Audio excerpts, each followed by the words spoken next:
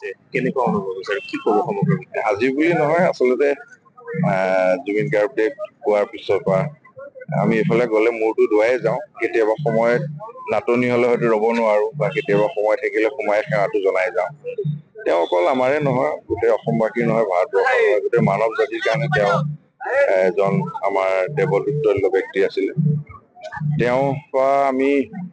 বহুত দি থৈ গ'ল আমি সেইখিনি লৈ পেলাই নৱশ্ৰম আগবাঢ়ি যাব লাগিব নতুন প্ৰজন্ম আগবাঢ়ি যাব লাগিব